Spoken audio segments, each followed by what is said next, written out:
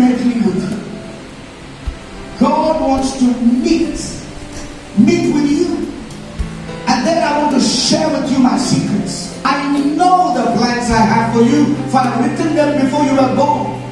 And so the more you wait in His presence, the more you come into the school of intimacy, begin to share some things to you that you will baffle your mind. Sins in my bloodline, be cancelled in Jesus' name. Be cancelled in Jesus' I receive the favor of God. I receive